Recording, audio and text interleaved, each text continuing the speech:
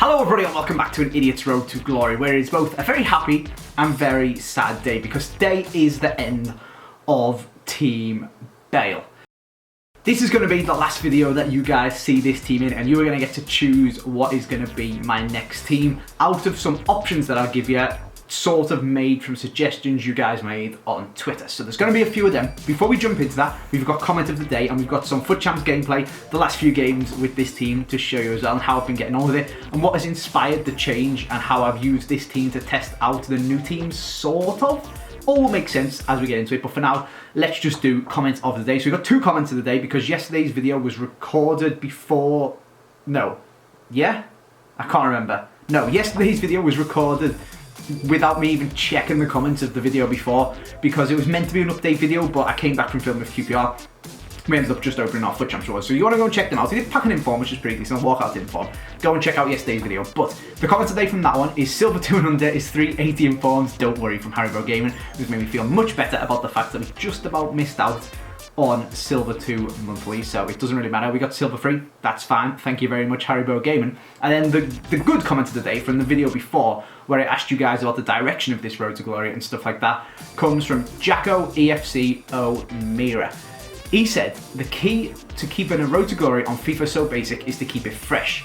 Rather than sweat it out and abuse the meta players, sell out the club once every couple of weekend leagues and buy players that interest you rather than forcing out more overpowered ones on yourself. We don't care if you're an Elite 1 player or a Silver 3 player, we want to see you mess around and try some players that some of us can't. So, Jack O'Meara, that is exactly what we are going to do. So, like I said, the end of Team Bale. I'm going to show you guys how I've been using Team Bale to test out my potential new teams and a new formation, which comes from it comes from playing against it and it's doing my absolute nutting. And it also comes from a squad with the showdown that I filmed today against Reef. So it is 4-2-3-1. Now I always come up against this one, 4-2-3-1, the second variation, but it's not really my cup of tea when I've used it. So I tried this one out in squad with the showdown and it is very, very, very good. So what I have been doing is playing it in game, basically like this, to be honest.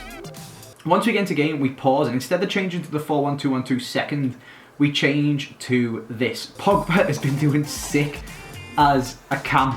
He scored quite a few goals, he's had some assists and stuff like that, and he's just been an absolute boss. We've got Coutinho, who has been an absolute waste of space anyway. In fact, these two are this way around. I did try them that way around in the first game and found that this way around was far more successful, having Bale cutting inside on his left foot or going down the line to cross it on his left foot. That's why he's doing it. He's still being an absolute boss and doing it very, very well. Coutinho is still an absolute waste of space and Bakambu is still pretty decent. But the most important thing is I have been very much enjoying this formation. I think it's very solid. If you go into your player instructions and tell your CDMs, both of them, to stay back, and you tell your fullbacks to stay back as well. So I've been playing it like this. I'll show you guys what I've been doing. Stay back on them 6 players basically because the centre backs come like that.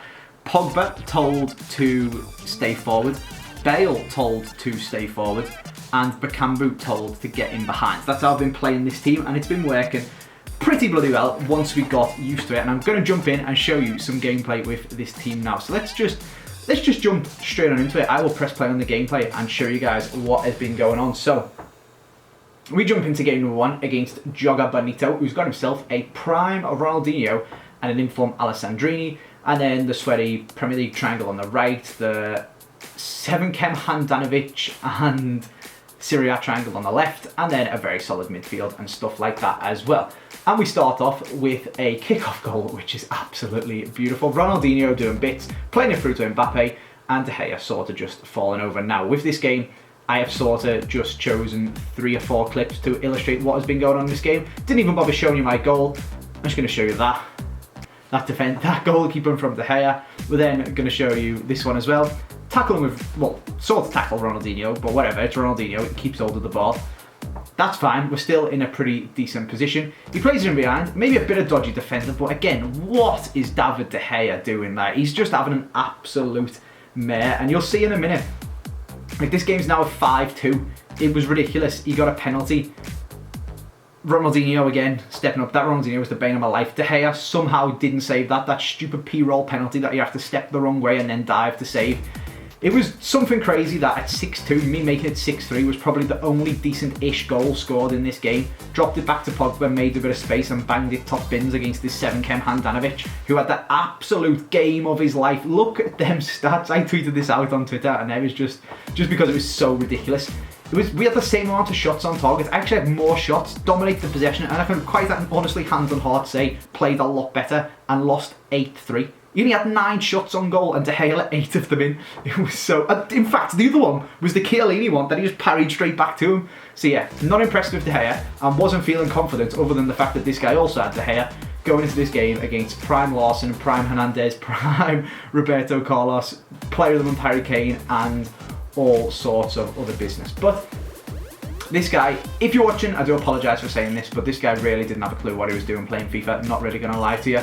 His defending was all over the place, just diving into tackles and fouling me and all sorts of stuff like that. And it's highlighted by that clip where Kante was nowhere near my player with the ball. And he just clattered through my striker in the middle, got himself sent off in the 12th minute and gave me a penalty. Yeah, that basically sums up this. I'm going to show you all of the highlights in this game because it wasn't like an 11-goal game like the last one. But that basically summed up this guy's play. And that basically summed up me. Not even being able to score that stupid little P-roll. I think I'm so bad at pens. It actually took me to the 50-odd minute to finally break this guy down. A lot of messing about over on the sideline with Mbappe against his Roberto Carlos. He just spams tackle and dives in and doesn't really do anything. And you'll see now, he changes to Ake and just charges at me, which lets me give the ball to Bakambu. He 100% should have scored that, but luckily Bale was there to tap it into an absolutely ridiculous open goal. David De Gea doing David De Gea things and powering it straight to the other attacker to tap in the back of the net. You see it again there. He just clattered me off the ball with Hernandez. I think he moved Hernandez to CDM. And yeah, it just wasn't going very well. We got a little bit lucky with that finish. I subbed on Mbappe. Probably should have told you that for Coutinho at half-time is what I've been doing. Just because Coutinho is a bit terrible. Let him play a little bit to let the other guys' players get tired. And then brought on Mbappe to run absolutely riot, and that's what he did. And then, finally, again, you can see that he was very good at fouling and obstructing, like you just seen there, and stopping runs and stuff. But eventually, we did make a nice little bit of space. Hold the ball off with Pogba, give it back to Vidal, bang it in the bottom corner, and he went and pressed the Xbox button. Very, very nice. Absolutely battered him. It is ridiculous. Look at this. We had... Oh, maybe that's the next game. Shh. No spoilers. Okay, we've gone up against this guy. He's got a Premier League team. Kante. He's got Harry Kane playing Cam for some weird reason. I don't know why he didn't put Jesus there. But anyway, enough about his team. We're just going to jump straight into the game. And to be honest, I thought it was going to be another one of them games. Kickoff goals are definitely still a thing. They're not the same sort of thing where you literally just charge through your opponent's team, because they have kind of fixed that one by making players come in more narrow and stay back and stuff. But if you can pass it around them, it is still almost impossible to defend, and like a 99% chance that the shot goes in. As you'll see in Squabble the Showdown as well, like I think Reeves scored a stupid long shot because it just goes in. It's really, really weird. And I thought it was going to be one of them games, but we did end up, like I said, a little bit of spoilers before, absolutely battering this guy. Kind of lucky, but also kind of really well worked to dribble around him. Maybe a little bit jammy on the finish, with Bakambu smashing it past his De Gea. I think it was in goal, wasn't it? But a really solid finish anyway. And then again, a little bit lucky here. A terrible attempt at a clearance from Alaba, but an absolute well the other tackle from Arturo Vidal springs a counter-attack, which is what I quite like about this formation. It's a lot easier to counter-attack, or it feels to be anyway, than the 4-1-2-1-2 second variation. But we do really, really well to hold the ball up and whip it back post with that LT cross where it makes it loop over and go back post. And big Gareth Bale's there. He's not just fast, he's also big and powerful and good at winning headers, and nods it in for 2-1. Again, as you can see, it's after half-time, so Mbappe is on the pitch. Plays a nice little 1-2 with Bakambu, skips away from Kante. I was tempted to skip all the way around, but we stop and come back. Again, he's just diving in, and I thought, do you know what, it's De Gea, I'm just going to smash it. And Bakambu just smashes it into the back of the net because I don't get it. I really don't get it. I don't get De Gea. Sometimes he has the absolute game of his life, and other times he may as well just not be on the pitch. Like, he does, even there, that's a terrible save. I mean, I probably should have been scoring, and I probably should have scored. I think I've just started putting loads of chances in because we did absolutely batter this guy. He didn't really know what he was doing. We nearly scored then. He threw the ball back out to me. Even though this Gareth Bale back post ball thing still wouldn't go in, De Gea was having the game of his life, whereas mine was just having an absolute mare. But luckily, he only managed one shot on target, so De Gea let it in, but whatever, it's fine. We had 12 and absolutely battered them. Look at where them 18 shots are from. and won 3-1. So yeah, very, very nice. And let's jump in after testing out 4-2-3-1 and show you guys some of the new teams that you guys are going to be able to pick from. And also, hopefully, none of the ones that you choose involve David De Gea, because I feel like it's a massive waste of 200,000 coins. Absolutely bloody ridiculous. I don't know if it's just since, this is a properly tinfoil hat theory for you guys, since the 91 rated one has come out, this normal David De Gea, but upgraded, has my, well, there's only 3 of them on the market, that's mad. Has my one started playing tragically? Is that a thing? Probably not. I think he's always just been a little bit dodgy. But yeah, let's jump into the concepts. And there's 3 teams, and I want you guys to not just vote on the teams, because that's a little bit reductionist, is probably the scientific word for it, but we ain't going to get into that. I just want you guys to give me, rather than just clicking a team and picking one, I want you to give me an actual reason in the comment section as to why, and I'll scan through them, and if someone's got an incredible reason that stands out above all of the others, or if there's massive amounts of comments for one team or something like that, then that is the one that I will pick. And it also gives me a little bit of selection bias as well to pick the team that I quite like, obviously with your guys' input. So get your comments down in the comment section. So we have got 3 teams, and we'll go through them from, I'll go through them from probably my least favourite to my most favourites, but I'm going to influence you guys a little bit, but it's still up to you guys to have a choice as well. So let's start off with the Serie A team. A very, very good team, full of a lot of concepts, and my upgraded red Milinkovic-Savic, who would make an absolute blinder of a CDM, I think, with his 90 strength, 99 shot power, very good passing, very good dribbling, very good interceptions, heading. He's just really, really good. So put him in the team. And I've basically just gone and built myself a Serie A squad, if I'm being perfectly honest with you. We've got normal Florenzi, Manolas, upgraded Handanovic, who we've just seen that guy's 7k Handanovic, the normal one, or the original one, playing absolutely out of his skin. He's only 40k for the upgrades on, so he looks pretty good. Alexandro, 9 goal, who we've got on low, but we'd obviously buy. Upgraded Dybala is under 200k, which is pretty sick because he's got some very, very, very good stats for going forward. Not the most strength, but very agile, very good balance, very, very quick. Upgraded Mertens, again, really, really good stats.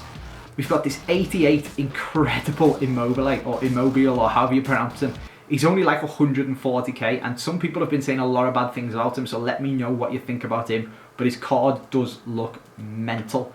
And then we've got Alejandro Gomez, who's like 4k, but a very, very solid pick. The thing with this team, and the reason it's my least favourite, is because it leaves me about 400 or 500 coins spare, but I can't really find somewhere to actually like spend the coins that really matters. I don't know what I'd do to keep improving this team. That's the only reason, other than buying inform Mertens, I don't really know what you'd do. So that's kind of why this one is my least favourite, and it's just a Serie A team, to be honest with you. So let's move on to the Bundesliga one, which involves selling a lot less of our players. Oh, actually, let me just go back and show you. Oh no, that team was already, that's fine. That team is how we would play. It's already a 4-2-3-1. So let me go back to the Bundesliga one, because I'm talking absolute rubbish. We've got this one, which starts off in 4-3-2-1 and will be changed. So same players, so a lot less players to sell. We only need to buy 4 players for this one. And we keep the majority of our really good players, to be honest, except De Gea, but we could get rid of them and bring back Farman and save ourselves 200k to spend somewhere else. We could do that and just jib them off and get Farman, because Farman's 3k and it's just as good as them, to be honest with you guys. So anyway, this team would go like this, and I'll show you what it would be like before I actually show you some of the players. So this is how this team would play. So Pogba at CDM. We've just been talking about how good he's been doing at camp, so it's a little bit of an interesting one. But he does have 91 strength, 91 stamina. Not the best defending stats, but he's just solid. And hopefully with some work rates on him, not work rates, some instructions on him, we would be able to override his high attack and work rate. But let me know what you think about that one. There is the possibility to change it to Kante. Does it work? I don't know if it does work actually. No, I don't think it does. You'd have to mess about with all sorts if you wanted to put Kante in there, so yeah, that's probably the one that puts me off this team a little bit. But the other players are absolutely sick. This Inform Kostic costs about 25k, and you might remember him from the very, very start of the series. Let me see if I've actually still got his OG card. Philip Kostic, my club. Yes, we do. Oh no, we sold him, we packed him again. Oh, okay, you guys must remember this guy though. He was absolutely sick. 4-star skills, 88 pace, non-rare left mid that we started in our very, very first Bundesliga team.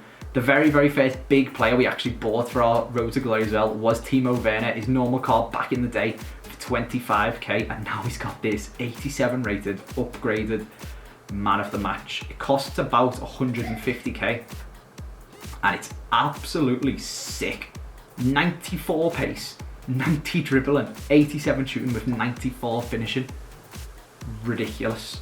So he looks very, very good. We then got Marco Reus, who is just Marco Reus. Questions about his stamina, but I sub Mbappe on for Coutinho every game, so why not do it for Reus as well?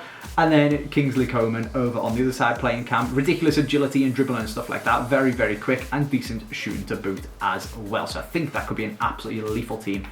This guy is the only thing that's potentially troubling me, but we could put him out over here and put Reus in the middle, just because Reus has got 4-star weak foot and is right-footed, whereas Kostic is left-footed, so sort of like the Bale, I suppose, to bottom down the line. He's 6 foot, he's got good strength, hasn't got the best head and accuracy, but you can't really miss them back post cross things. You just have to head it on target and the goalie just flaps at it.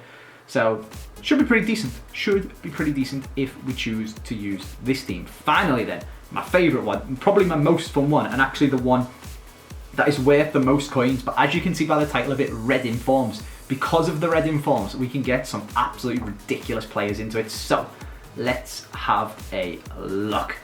Starting off with trapping goal is maybe a bit of a bizarre one, but I mean, we've just seen goalies don't really matter on this game. It's a bit stupid. Like, you can pay 200k for a goalie in one game of playing insane, and the next game he just doesn't have hands. So I am questioning the logic of doing it, but we could potentially afford to buy an icon goalie to go at the back there instead. But before we do it, I'm going to show you what this formation would, or what this team would actually look like when we get into a game. So we are going for the non-existent picture, 90 rated, inform, / probably buy the one to watch because they're basically the same price. Salah, who's got 97 pace, 94 dribbling, 92 stamina, 99 attacking position, 97 finishing. He just looks absolutely mental. Whenever I play against him, he's ridiculous and I can't do anything against him. So I thought I would give him a tryout. And the thing I like most about this team is that it squeezes in so many of my red informs. So we've got red inform Son, who didn't do particularly well for me at striker, but does really well at cam when I sub him on, so we might try him out once again. We've got this Fernandinho that's just been upgraded and is now absolutely sick. We've got Mounier, who we've played 150 games with nearly, who I know is absolutely sick. We've got Milinkovic-Savic over on this side, who we've talked about him anyway. He's a 6'3" beast for CDM. We've got in the midfield a informed Gabriel Jesus, who now only costs like 250k. So we could go for De Bruyne or we could go for Aguero, and both of them would work in this position. So again, let me know, like, it doesn't have to be this exact team. Just let me know down in the comment section if you guys would change something about it. Sané also playing cam. We unfortunately didn't do his player of the month, so we've just got his normal one there for now. But if we went for De Bruyne, we could actually go for Hazard if we've got some coins left. Fullback, Jordan Lukaku, who's only 77 rated, but he's got 89 pace and 86 strength, so you don't really need too much more. Thiago Silva is absolutely sick. Obviously, we buy him instead of the loan. This De Vrij is ridiculous. He's 40k and he's one of the best centre-backs I've ever used on this game when doing Squad of the Showdowns. 70 pace, 83 defending, high defensive work rate. He is quality. And yeah, that's the team, to be honest. Like, this is probably my favourite one. There is different people saying different things. I think Reeve said play De Bruyne in here. I haven't tried De Bruyne this year, to be honest with you guys, but I've never heard great things about him. This is his 91 rated upgraded normal card, which costs the same price as that Gabriel Jesus actually. And we could keep Sané there, or we could then bring in Hazard, although we mightn't quite have the coins for that yet, but there's a potential way to go with upgrading the team. So we could go for normal Hazard, or we could go for upgraded Hazard. The upgraded one is also 91 rated and costs under 200k as well. Okay, so there's a potential to do different things with this team. There's even the potential to play Hazard over here, Salah left side like I was doing with Bale, and put Son up at striker. So there's loads of different stuff we can do. Let me know what you think down in the comment section. I'm quite fancying this team simply because it uses so many of my red cards. It lets me spend coins that I would have had to buy on a sick CDM and a sick right back and a sick cam and that sort of stuff. I can go and spend, 500 and something, 500 odd K on Salah without a picture. That is one to watch. And maybe even go up in price if he wins Player of the Month next week, if you have to submit a special Salah. So could be an investment opportunity as well if he doesn't turn out to be amazing. So let me know what you think anyway down in the comment section. Like I said, I'll read your guys' comments. I'll see which ones have got the best reasoning or which team is the most commented, and then I'll pick that one and show you guys what team you voted for. So yeah, that's where we're going to leave this episode. A little bit of FUT Champs gameplay, a little bit of new team, and a little bit of letting you guys choose which new team we are going to use. So I hope you've enjoyed this video. Let me know what you think of the squads down in the comment section. Remember to subscribe if you're new around here. Drop a like if you have enjoyed this video. Thank you very much for watching, and I'll see you next time.